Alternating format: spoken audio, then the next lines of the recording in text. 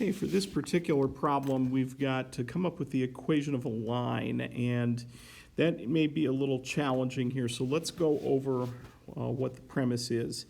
It says that in 1990 there were this many shopping centers in Illinois, and in 2005 there were 4,682.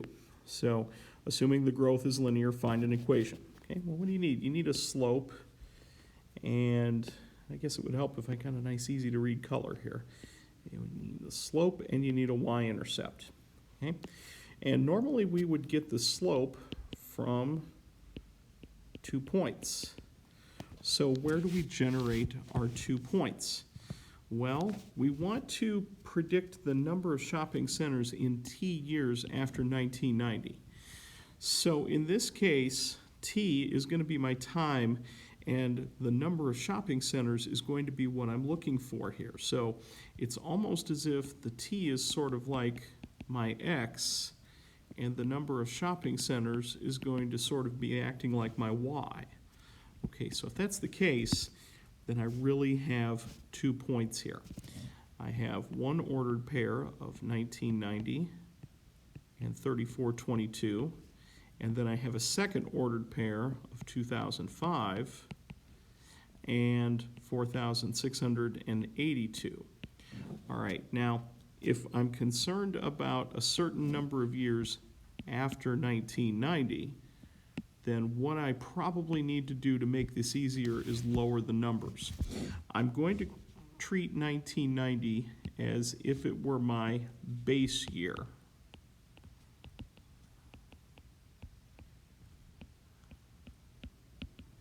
So that's going to make ordered pairs that are going to have the base year and number of years since my base year as my X. So how many years since 1990 is 1990? 0. But I'm going to keep the number of shopping centers the same. And how many years from 1990 is 2005? 15. 4682. Okay, so now I'm going to find the slope next.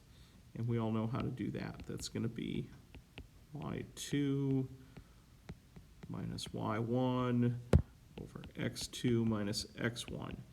It's probably a good thing that we cut those numbers down a little bit just to make it a touch easier to do on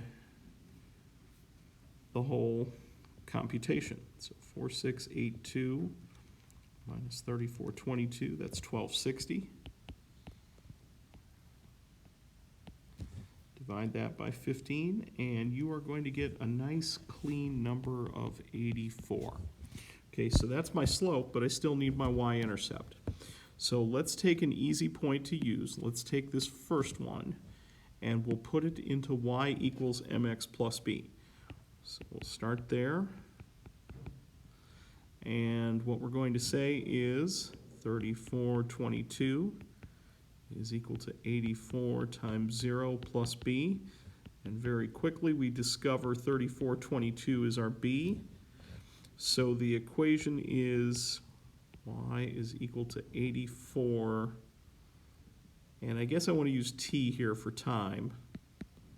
Plus 3422. So 84t plus 3422. And that, folks, is how you do an application problem like that. You want to try to convert this information into 2 ordered pairs, and then maybe reset the years based on a base year. That would be listed in the problem as years since or years after 1990. Find the slope, find the y-intercept, and then finally piece it all together. All right, enjoy.